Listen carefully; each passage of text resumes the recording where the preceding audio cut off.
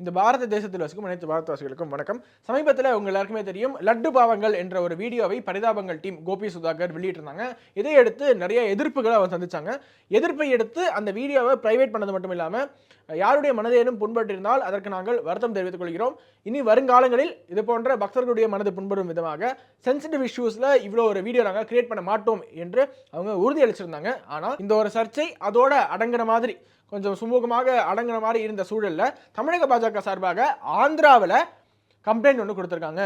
விரைவாக எஃப்ஐஆர் போட்டு அது மேல் நடவடிக்கை எடுக்கணும் என்று ஆந்திராவில் கம்ப்ளைண்ட் கொடுத்ததாக தமிழக பாஜக நிர்வாகிகள் சோஷியல் மீடியாவில் பதிவிட்டதை பார்க்க முடிஞ்சது. இதையடுத்து தான் சோஷியல் மீடியாவில் பார்த்தீங்கன்னா ட்விட்டரில் இரண்டு பிரிவாக பாஜகக்குள்ளேயே ஒரு கருத்து வேறுபாடு இருக்குது. இவர்கள் மேலே கோபி சுதாகர் மேலே கம்ப்ளைண்ட் கொடுத்தது நியாயம்தான், தே டிசர்வ் திஸ் என்று ஒரு புறமும், இரண்டாவது புறம் இல்லை தவறு, தேவை கிடையாது, அந்த இஷ்யூ அப்படியே ஆறி போயிருக்கும், எதற்காக நீங்கள் தேவையில்லாமல் ஊதி பெருசாக்குறீங்க என்று மறுபக்கமும் பேசிக்கிட்டு இருக்காங்க. இந்த நிலையில் நாம் சொல்ல விரும்புறது எல்லாமே டேரக்டாக பாயிண்ட்டுக்கே வந்துடுறேன். இது தவறா, அவங்க மேலே கம்ப்ளைண்ட் கொடுத்தது தவறா, இது தவறா அப்படின்னு கேட்டால் கண்டிப்பாக தவறு கிடையாது, ஆனால் அவசியமற்றது என்று நினைக்கிறேன். என்னப்பா ஒரு யூடியூபராக இன்னொரு சக யூடியூபருக்கு வக்காலத்து வாங்க வந்துட்டியா அப்படின்னு கேட்டால் அப்படி கிடையாதுங்க. முழுவதுமாக இந்த வீடியோவை ஃபுல்லாக பாருங்கள், அப்போது தான் நான் என்ன சொல்ல வரேன் அப்படிங்கிறது உங்களுக்கு புரியும். எப்போவுமே அரசியலை தீர்மானிக்கக்கூடியது நடுநிலை வாக்காளர்கள் என்று தான் சொல்லுவாங்க. கட்சி சார்ந்து இருக்கவங்க ஹேண்ட்ஃபுல் ஆஃப் பீப்புள் கொஞ்சம் தான் இருப்பாங்க. ஆனால் இந்த நியூட்ரல் ஓட்டர்ஸ், இந்த நியூட்ரல்ஸ் இருக்காங்க இல்லையா, எந்த சார்பும் இல்லை, நான் ஒரு பொதுப்படையான ஆள், நான் எந்த கட்சி சாராதவன், இதுதான் பெரும்பாலும் தமிழகத்தில் மட்டும் இல்லை ஒட்டுமொத்த இந்தியாவிலையுமே அதிகம். நான் எதையுமே சாராதவன் என்று சொல்லிக்கிறது வெளியில் பெருமையாக சொல்லுவாங்க, இந்த கட்சி அப்படிம்பாங்க. அப்படி நியூட்ரல் கண்டென்ட் கிரியேட்டர்ஸும் இந்த சோஷியல் மீடியா பிளாட்ஃபார்ம்ல அதிகம். அப்போ இந்த நியூட்ரல் கண்டென்ட் கிரியேட்டர்ஸினுடைய சப்போர்ட் என்பது அனைவருக்குமே அவசியம். கோபி சுதாகர் மேல கம்ப்ளைண்ட் கொடுத்தது சரியா தவறா என்று பார்ப்பதற்கு முன்னாடி இந்த சமுதாயம் எங்கிருந்து எதை நோக்கி வந்திருக்கிறதுன்னு பார்ப்போம். ஒரு காலத்துல நாங்கள் ராமரை செருப்பால் அடித்தோம், செருப்பு மாலையை அணிவித்தோம் என்று ஒரு கூட்டம் இங்கே சொல்லிட்டு இருந்தாங்க. இப்போது இல்லை அப்படின்னா நாங்கள் பண்ணவே இல்லையே என்று சொல்ல ஆரம்பித்திருக்காங்க. ஒரு காலத்தில் நாங்கள் விநாயகர் சிலையை உடைச்சோம், அப்படிதான் உடைப்போம் அப்படின்னு சொல்லுவாங்க. இப்போது தெரியாமல் நாங்கள் ஹிந்து சென்டிமெண்ட்ஸை ஹர்ட் பண்ணிட்டோம், நாங்கள் செய்தது தவறு என்று ஒருவர் மன்னிப்பு கேட்கிறார். அது மட்டும் இல்லாமல் நிறைய கண்டென்ட் கிரியேட்டர்ஸ், திமுக ஆதரவு ஊடகங்கள் ஹிந்து வெறுப்பையும் இன்னும் சொல்லப்போனால் பாஜக எதிர்ப்பையுமே, பாஜக கூட எதிர்த்துக்கோங்க, இந்திய இறையாண்மையை கேள்வி கேட்கும் விதமாக ஹிந்து எதிர்ப்பை, ஹிந்து வன்மத்தை கக்கி கொண்டு நிறைய கண்டென்ட் கிரியேட் பண்ணியிருக்காங்க. அவங்க மேலையெல்லாம் வராத கோபம் இப்போது ஒரு நியூட்ரல் கண்டென்ட் கிரியேட்டர் மேலே நமக்கு வருவதற்கான காரணம் என்ன? இது ஃபர்ஸ்ட் பாயிண்ட் நான் உங்களுக்கு முன்னாடி வைக்க விரும்புகிறேன் ஒரு கேள்வியாக.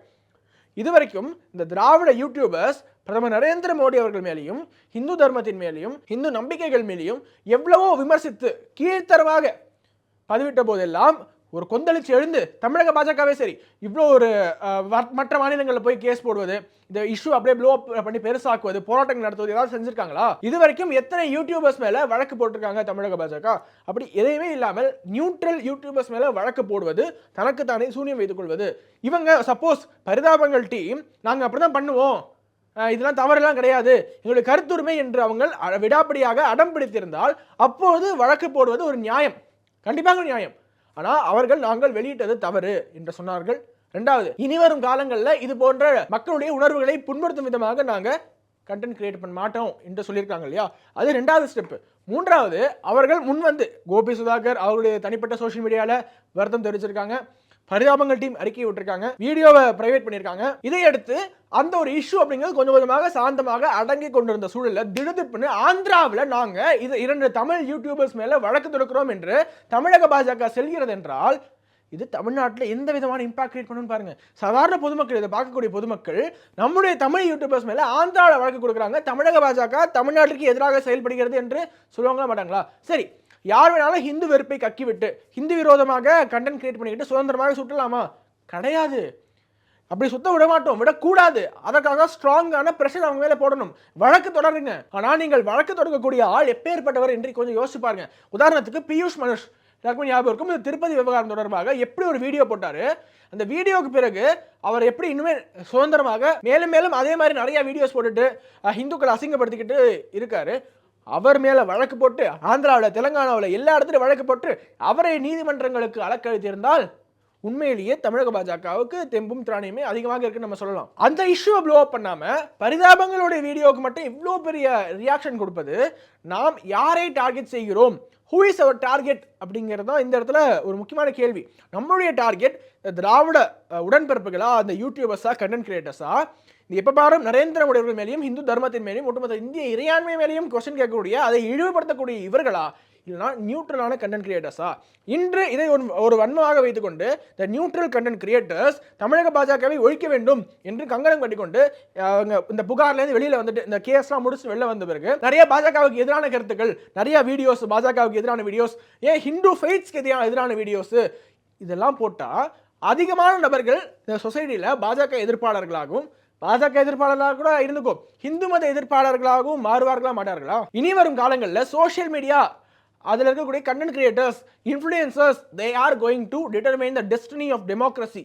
இதற்கு பிறகு அவன் என்ன சொல்கிறான், இவன் என்ன சொல்கிறான், இந்த ஒரு இஷ்யூவா, அவர் வீடியோ போய் பார்ப்போம், இவரோட வீடியோ போய் பார்ப்போம், அது மூலமாக நாம் தெரிந்து கொள்வோம் என்று நியூட்ரல் ஆடியன்ஸ் இன்றளவும் இந்த மாநிலத்தில் ஒட்டுமொத்த நாட்டிலையும் இருந்துகிட்டு இருக்காங்க. ஸோ நியூட்ரல் கண்டென்ட் கிரியேட்டர்ஸை நமக்கு நண்பர்கள் ஆக்கி கொள்ளாவிட்டாலும் பரவாயில்ல, அவர்களை எதிரிகள் ஆக்கி விடாதீர்கள். ஒருத்தன் இந்த பக்கம் வரலாமா வேணாமா என்று டைலமாவில் இருக்கும்போது நம்ம அடிச்சு அந்த பக்கம் போ அப்படின்னு அனுப்பி விட்டா, கோர் ஓட்டை மட்டும் வச்சுக்கிட்டு, ஹார்ட் கோர் ஹிந்துத்துவ ஓட்ஸ் மட்டும் வச்சுக்கிட்டு தமிழக பாஜகவால் இங்கே ஆட்சி அமைத்து விட முடியுமா? முடியாது. கடைசி வரைக்குமே என்ன ஓட் பர்சன்ட் இப்போ நம்ம வச்சிருக்கோமோ அதே ஓட் பர்சன்ட் வச்சு போயிட்டே இருக்க வேண்டியதுதான். கடைசி வரைக்கும் இப்படியே இருக்க வேண்டியதுதான். ஆனால் இந்த நியூட்ரல் வாக்காளர்கள், நியூட்ரல் கண்டென்ட் கிரியேட்டர்ஸ், இந்த நடுநிலையாளர்கள், இவர்களுடைய ஓட்டு தான் அனைத்தையுமே தீர்மானிக்கக்கூடியது. அவர்களை என்றைக்குமே பகைத்துக் கொள்ளக்கூடாது. நம்ம யாராவது ஒருத்தர் ஏதாவது ஒரு சின்ன கருத்தை சொல்லிட்டா, உங்களுடைய உறவினர்கள், உங்களுடைய நண்பர்கள் நரேந்திர மோடியை பற்றி ஒரு சின்ன விமர்சனம் செய்துவிட்டால், ஹிந்து நம்பிக்கைகளை பற்றி ஒரு கேள்வி கேட்டுவிட்டால், யுவர் ஆன்டி ஹிந்து, எப்படி நீ அப்படி பேசலாம், யார் தெரியுமா, நீ அவன் தானே, நீ இவன் தானே என்று ஒரு லேபிள் குத்தி அவர்களை கொஞ்சம் கொஞ்சமாக அந்த பக்கம் அடிச்சு திராவிடத்தின் பக்கமும் கம்யூனிஸ்டின் பக்கமும் தள்ளி விடுவது யார்? சங்கிகள், ஹார்ட்கோர் சங்கிகள். நேற்று வரைக்கும் கோபி சுதாகர் பார்த்தீங்கன்னா எல்லா கட்சிகளையுமே விமர்சித்து அவர்கள் வீடியோ பதிவிட்டிருக்காங்க. இது கட்சிகளை தாண்டி நம்பிக்கை சார்ந்தது. முதல்ல அவங்களுக்குள்ளுக்குள்ளேயே இந்து நம்பிக்கைகளை பற்றி நாம் இப்படி ஒரு கண்டென்ட் கிரியேட் பண்ணால் எதிர்வினைகளை சந்திப்போம் என்பது. ரெண்டாவது, கண்டென்ட் கிரியேட் பண்ணவே கூடாது, இந்து நம்பிக்கைகளை புண்படுத்தும் விதமாக கண்டென்ட்டை கிரியேட் பண்ணக்கூடாது என்ற எண்ணத்தை விதைப்பதற்கான அட்மாஸ்பியரை கிரியேட் பண்ணுவோம். அப்படி ஒரு அட்மாஸ்பியர் கிரியேட் பண்ணோம்னா யாருமே இந்து நம்பிக்கைகளை கொச்சைப்படுத்தாத விதம் உள்ளுக்குள்ள ஒரு பயம் இருக்கணும். பிளஸ் இயல்பாகவே அவர்களை இது போன்ற ஒரு ரெப்பர்கஷன்ஸ் இருக்கும் என்று நினைக்க வைக்கணும்னா, இதுவரை யாரெல்லாம் இந்து விரோதமாக பேசியிருக்கிறார்களோ அனைவரும் போய் புகார் கொடுங்க. எத்தனையோ யூடியூபர்ஸ், நானே லிஸ்ட் கொடுக்குறேன், பெரிய லிஸ்ட் வேணா தரேன், நீங்க போய் சர்ச் பண்ணுங்க. எத்தனையோ திராவிட ஊடகவியலாளர்கள் ஓப்பனாக இந்த மைக் முன்னாடி பேச முடியாது, இந்த கேமரா முன்னாடி பேச முடியாத அளவுக்கு பேசியிருக்கிறாங்க. அவர்களை டார்கெட் பண்ணுங்க, அவர்கள் மேல போலீஸ் கம்ப்ளைண்ட் கொடுங்க, அவங்கள நீதிமன்றங்களுக்கு அழையுங்க. அதற்கு பிறகு இது போன்ற நியூட்ரல் யூடியூபர்ஸ் மேல நீங்க புகார் கொடுப்பது அப்ப கூட நியாயம் கிடையாது. இப்போ பரிதாபங்களுக்கு என்று ஒரு ஃபாலோவர்ஸ் இருப்பாங்க, அவர்கள் தமிழக பாஜக மேல ஒரு வெறுப்புணர்வு அடைவார்களா மாட்டார்களா? தமிழக பாஜக மட்டும் இல்லை, ஒட்டுமொத்த பாஜக, ஹிந்துத்வா, திருப்பதி, ஏன் ஆன்மீகத்துக்கே எதிராக ஹார்ட்கோராக கோபி சுதாகர் வீடியோ போட்டால் பார்த்தே தீர்வேன் என்று எவ்வளோ பேர் இருப்பாங்க. ஸோ அவர்களை நீங்கள் என்ன பண்ணுறீங்க, அடிச்சு அந்த பக்கம் தள்ளி விடுறீங்க. Be magnanimous. இந்த இடத்துல ஒரு தாராள மனப்பான்மை கூட நடந்துக்கோங்க. நீங்கள் தவறு செய்து விட்டீர்கள், ஓகே, இனிமே இது மாதிரி பண்ணாதீங்க. Because already we are hurt, thousands and lakhs and crores of Hindus are hurt. நீங்கள் இது மாதிரி பண்ணீங்கன்னா இது நல்லது கிடையாது. நாம் இங்கே ஒரு செக்குலரிசம், அதாவது உண்மையான செக்குலரிசம், மத நல்லிணக்கத்தோட வாழ விரும்புகிறோம், நீங்கள் அதில் உறுதுணையாக இருங்க, அதை சீர்குலைக்காதீங்க என்று அவர்களுக்கு புரிய வைங்க. இந்த இஷ்யூலேயே, இந்த லட்டு இஷ்யூலேயே எத்தனை யூடியூபர்ஸ், எத்தனை கண்டென்ட் கிரியேட்டர்ஸ் இந்துக்களுடைய நம்பிக்கையை புண்படுத்தும் விதமாக பேசியிருப்பாங்க. இந்துக்களுடைய மனதை புண்படுத்துவது மட்டும் இல்லாமல் லார்டு வெங்கடாச்சலபதி அங்கே இருக்கக்கூடிய ஒட்டுமொத்த டேட்டையுமே கொச்சைப்படுத்தும் விதமாக அரசியல் ரீதியாகவும் ஆந்திர பிரதேசனுடைய முதல்வராக சந்திரபாபு நாயுடு, துணை முதலமைச்சர் பவன் கல்யாண் என்று அவர்களையும் விமர்சித்துக் கொண்டு ஒட்டுமொத்த ஹிந்து நம்பிக்கைகளையும் சீர்குலைக்கும் விதமாக எவ்வளோ பேர் கண்டென்ட் கிரியேட் பண்ணியிருப்பாங்க. இவங்களை மட்டும் டார்கெட் பண்ணி, ஓகே, இவர்களுடைய ரீச் அதிகமாக இருக்கு, அதனால இவங்க மேலே டார்கெட் பண்ணுறோம். ஏன் ரீச் கம்மியாக இருந்தால் என்ன வேணால் பேசலாமா? அங்கே ஒரு வரமுறை தேவை கிடையாதா? அதனால தான் சொல்கிறோம், உங்களுடைய டார்கெட் என்ன? இந்த இடத்துல அண்ணாமலை அவர்கள் இருந்திருந்தால் கண்டிப்பாகவே இதை ஒரு மெச்சூர்டான விதத்தில் ஹேண்டில் பண்ணியிருப்பார் அப்படிங்கிறது எனக்கு கண்டிப்பாக தோணுது. அவர் கண்டிப்பாகவே போய் வழக்கு தொடுத்துருவா அப்படிலாம் சொல்லியிருக்கவே மாட்டார். ஆந்திராவில் வழக்கு தொடுங்க, கர்நாடகாவில் வழக்கு தொடுங்க, நார்த் இந்தியாவில் வழக்கு தொடுங்க.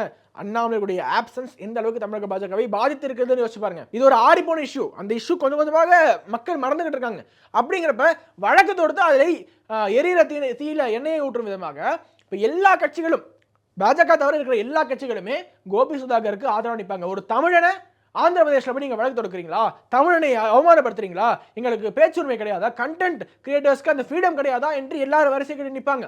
இந்த இடத்துல அகைன் எப்படி மெர்சல் விவகாரத்தில் பாஜக தானாக தலையிட்டு மெர்சலுக்கு ஃப்ரீ பப்ளிசிட்டி தேடி கொடுத்து இந்த ஆன்லைனில் விஜய் ஃபேன்ஸ் ஒட்டுமொத்தமாக பாஜகவுக்கு எதிராக திரும்பினார்களோ, இன்னொரு பக்கம் இப்போ ரிப்பீட்டு என்று இப்போ அதை ரிப்பீட் பண்ணிக்கிட்டு இருக்கோம். இதே தவிர எத்தனை நாட்களுக்கு செய்ய போகிறோம்? உங்களுக்கு வழக்கு தொடுக்கணும், புகார் அளிக்கணும்னா ஆதி காலத்துலேருந்து திராவிடர் கழகக்காரங்கள் ஆரம்பத்துலேருந்து இது வரைக்கும் எவ்வளோ ஹிந்து விரோதமாக பண்ணியிருக்காங்க, இப்போ கூட பண்ணிக்கிட்டு இருக்காங்க.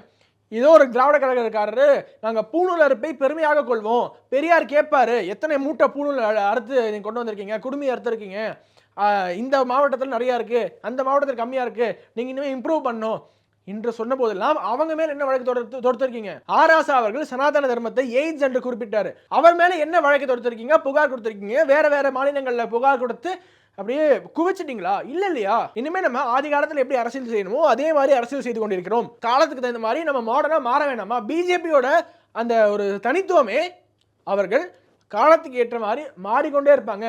நரேந்திர மோடி பாருங்க, டெக்னாலஜியில அப்டேட்டடா இருப்பாரு. அது மாதிரி நாம் இருக்க வேண்டாமா? எப்போ என்ன அரசியல் செய்யணும்னு தெரியாம இன்னுமே அந்த காலத்துல செய்திருக்க வேண்டியதை இப்போது செய்து கொண்டு ஒரு அப்டேஷன் இல்லாம இன்னுமே இருக்கிறதா? கிடையாது. அதனால சொல்றோம், அண்ணாமலை அவர்கள் மாதிரி யங் அண்ட் டைனமிக் லீடர் தமிழகத்துல இருக்க வேண்டியது எவ்வளவு அவசியம், பாஜகவை தலைமை தாங்க வேண்டியது எவ்வளவு அவசியம் என்று இப்போது புரிகிறது. ரொம்பவே மெச்சூர்டா கையாண்டிருப்பார் இந்த விவகாரத்தை. ஓகே, அவர்கள் தவறு செய்து விட்டார்கள், மன்னிப்பு கோரிவிட்டார்கள், இனியும் அவர் செய்ய மாட்டார்கள். அவர்கள் மன்னிப்பு கோராமல் இருந்தால் நாங்கள் அப்படிதான் பண்ணுவோம் அப்படின்னு சொல்லியிருந்தால் நீங்க தாராளமாக வழக்கு தொடருங்க. ஒவ்வொரு கோர்ட்லாக ஆந்திரா, கர்நாடகா, டெல்லி வரைக்கும் எடுத்துட்டு போங்க. இந்த இஷ்யூவை பூதாகாரமாக்குங்க. யார் வேணாம்னு சொன்னா, ஆனால் ஒரு ஆறி போன இஷ்யூவை இவ்வளோ பெருசாக்க வேண்டிய அவசியம் கிடையாது.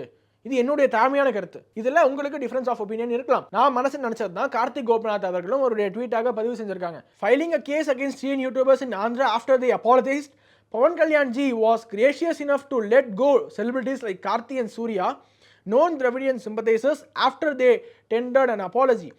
What about openly rabid anti-Hindu, anti-national YouTube channels and handles that peddle hate day in and day out? What have we done against them? Never saw an outrage. Showing away neutral people? Showing our might against these boys? Whoever is behind this overkill is doing a disservice to the party and the ideals of the party which I have seen Modi ji and Annamali avargal propagate amongst us Karyakartas. I will remain a objector here என்று சொல்லியிருக்கிறாரு. இதான் சொல்றோம். இப்போ ரீசெண்டாக கூட ஒரு tweet நீங்கள் பார்த்துருப்பீங்க. பிராமணர்களை கண்டவுடன் அவர்களுடைய பூணூலை அறுக்கும் நாள் எந்த நாளோ அந்த நாளே தமிழ்நாட்டிற்கு சுதந்திரம் கிடைத்த நாள் என்று நாங்கள் எண்ணுவோம். இது not anti Hindu, not anti Sanatan, not anti Brahmin. இது ஃப்ரீ ஸ்பீச்சில் வருமா? இவருக்கு எதிராக நீ என்ன ஆக்ஷன் எடுத்திருக்கீங்க? இதுதான் ஓப்பனாக ஒரு ஹேட் ஸ்பீச். இதையெல்லாம் விட்டு மீண்டும் சொல்கிறோம், ஒரு நியூட்ரல் யூடியூபர்ஸை அட்டாக் பண்ணாதீங்க, நியூட்ரல் கண்டென்ட் கிரியேட்டர்ஸ் அட்டாக் பண்ணாதீங்க. இது ஒரு முற்றுப்புள்ளி கிடையாது. நாளை வேற யாராவது இது மாதிரி ஒரு anti Hindu, anti BJP content create பண்ணுவாங்க. அதற்கு பிறகு அவருடைய ஆக்டிவிட்டிஸ் என்னவாக இருக்கு என்று பொறுத்து தான் நம்மளுடைய ரியாக்ஷன் எப்படி இருக்கு என்று நாம் அப்போதுதான் முடிவெடுக்க வேண்டும். தமிழ்நாடு மாதிரியான ஒரு ஸ்ட்ராங் திராவிடியன் ஹோல்டு இருக்கக்கூடிய லேண்டில் மக்கள் இயல்பாகவே நிறைய திராவிடியன் ஸ்பீச்சஸை கேட்டு திராவிடியன் ஐடியாலஜியில் ஊறி போய் ஒரு சில நேரத்தில் திராவிடர் கழகத்தினுடைய ஒரு குரலாக ஒழிப்பார்கள். அப்பொழுது நாம் அவர்களுக்கு புரிய வைக்க முயற்சி செய்யணுமே தவிர அவர்களை அடிச்சு அந்த பக்கம் தள்ளிவிடக்கூடாது. இன்று வரை பாஜகவை ஓகே இது ஒரு தீண்டத்தகாத பார்ட்டி கிடையாது, ஓகே இதுவும் தமிழ்நாட்டுக்கு நல்லது செய்யணும்னு நினைக்கிறாங்க, இந்தியாவில் நல்லா முன்னேற்றி கொண்டு போயிட்டு இருக்காங்க என்று எண்ணக்கூடிய ஒருவருக்கு நீங்கள் அவருக்கு பிடித்தமான ஒரு யூடியூபர்ஸ் மேலே புகார் கொடுத்து அவர்களை அலக்கழித்தால், அவருக்கு பிடித்தமான கண்டென்ட் கிரியேட்டர்ஸ் மேலே இது மாதிரி நடவடிக்கைகள் பாய்ந்தால் அவருக்கு என்ன தோணும்? ஓகே ஃபாசிஸ்ட் தான் போல என்று முடிவுக்கே வந்துடுவான். ஆனால் பாஜகவுக்கும் ஃபாசிஸ்டுக்கும் சம்மந்தமே கிடையாது. தமிழ்நாட்டில் திமுக அரசாங்கத்திற்கு எதிராக கருத்து சொல்கிறவங்கலாம் உடனே ஜெயிலில் பிடிச்சி போட்டுட்டு இருக்காங்க. ஆனால் பாஜக என்று கிடையாது என்று நீங்கள் நிரூபிக்கணுமா கிடையாதா? இந்த கருத்தை பல பாஜக சீனியர் லீடர்ஸ் ஏற்க மாட்டார்கள். உதாரணத்துக்கு பாஜகவுடைய மாநில துணைத் தலைவர் திரு நாராயண் திருப்பதி அவர்களே கார்த்திக் கோபிநாத் அவர்களுடைய இந்த ட்வீட்டை ட்வீட் பண்ணி என்ன போட்டிருந்தாரு? அவர்கள் சனாதன தர்மத்துக்கு எதிராக பேசிவிட்டார்கள், லார்டு பாலாஜி அவர்களுக்கு எதிராக பேசிவிட்டார்கள், அப்படி அவர்கள் எப்படி சும்மா விடுறது, சும்மாவே விட முடியாது என்று போட்டிருக்காங்க. இதுதான் பல சீனியர் லீடர்ஸினுடைய மனப்பான்மை. காலங்காலமாக பாஜக டிராவல் பண்ணிட்டு இருக்காங்க, அவங்க அப்படிதான் யோசிப்பாங்க. அவர்களுக்கு உள்ளுக்குள்ள ஒரு கோபம், எப்படி நீ எங்களுடைய பாலாஜி அப்படி பேசலாம், எங்களுடைய வெங்கடாச்சலபதி நீங்க எப்படி அப்படி பேசலாம், எங்களுடைய கூட்டணி கட்சி தலைவரான சந்திரபாபு அவர்கள், பவன் கல்யாண் அவர்கள் நீங்க எப்படி இது மாதிரி பண்ணலாம் என்று அவர்கள் இருக்கும். ஆனால் எண்ணற்ற நபர்கள் அன்றாடம் இந்து மதத்தை துவேஷித்துக் கொண்டு எல்லா சோஷியல் மீடியா பிளாட்ஃபார்ம்லையும் சுதந்திரமாக நடமாடிட்டு இருக்காங்க. அவர்களை தயவு செஞ்சு பிடிச்சி சட்டத்துக்கு முன்னாடி நிறுத்துங்க. சட்டம் அப்போது தன்னுடைய கடமையை செய்யும். யூடியூபர்ஸ் என்ன வேணா பேசலாமா? எக்ஸ்ட்ரா இம்யூனிட்டி இருக்கா? சாதாரண மக்களுக்கு ஒரு சட்டமும், யூடியூபர்ஸ் என்றால் வேற சட்டமும், செலிபிரிட்டிஸ் என்றால் லார்ஜர் தேன் லைஃப் பர்சனாலிட்டிஸாக மாற்றி விடணுமா? அப்படி கிடையாது. சாதாரண மக்களுக்கு என்ன சட்டம் பொருந்துமோ அதுதான் யூடியூபர்ஸ்க்கும் செலிபிரிட்டிஸ்க்கும் பொருந்தும். They don't have extra immunity, but fix your target. Your strategy is most important. தமிழ்நாட்டிற்கு பாஜக தேவை. தமிழ்நாட்டில் இருக்கக்கூடிய ஊழலை ஒழிக்கிறதுக்கு பாஜக தேவை. தமிழ்நாட்டில் தேசியத்தையும் தெய்வீகத்தையும் மீண்டும் நிலைநாட்டுறதுக்கு பாஜக தேவை. அதற்கு நம்மளுடைய ஸ்டபர்னஸை கொஞ்சம் விடணும். நம்மளுடைய ஸ்ட்ராட்டஜியை இன்னுமே பெட்டர் ஆக்கணும். அண்ட் உங்களுக்கே தெரியும், என்னுடைய வீடியோஸ் ரெகுலராக வாட்ச் பண்ணிங்கன்னா தெரியும், பாஜக என்ன டெசிஷன் எடுத்தாலுமே, மத்திய பாஜக நரேந்திர மோடி அவர்கள் என்ன டெசிஷன் எடுத்தாலுமே அது சரியாக தான் இருக்கும், நாட்டினோட நலன் கருதி தான் இருக்கும் என்று நான் ரொம்ப ஸ்ட்ராங்காகவே சொல்லியிருக்கேன். எல்லா டெசிஷனுக்குமே அதற்கு பின்னாடி ஒரு அர்த்தம் இருக்கும்னு நான் நிரூபிச்சிருக்கேன் பல எக்ஸாம்பிள்ஸில். ஆனால் இந்த ஒரு ஆக்ட் அப்படிங்கிறது தேவையில்லாதது. பாஜகவிற்கு மக்கள் மத்தியில் அந்த செல்வாக்கை குறைக்கும், கெட்ட பேர் ஏற்படுத்தும். அது மட்டும் இல்லாமல் இந்த நியூட்ரல் ஓட்டர்ஸை நாம் இழக்க நேரிடும். ப்ளஸ் அவர்களுக்கு ஹிந்து தர்மத்தின் மேலேயே ஒரு வெறுப்புணர்வை தூண்டும். அதனால் இது போன்ற ஆக்டிவிட்டீஸை நாம் தவிர்ப்போம். இது என்னுடைய தாழ்மையான கருத்து. உங்களுக்கு மாற்று கருத்து இருந்தால் அதை நான் வரவேற்கிறேன். ஏன்னா பிகாஸ் நாம் ஒரு ஜனநாயக குடும்பத்தில் இருக்கிறோம். இந்த ஹிந்துத்துவ குடும்பம் என்பது கண்டிப்பாக ஒரு ஜனநாயக பூர்வமான ஒரு குடும்பம். உங்களுடைய கருத்து நீங்கள் பதிவிடலாம். என்னுடைய கருத்து நான் பதிவிட்டிருக்கேன்.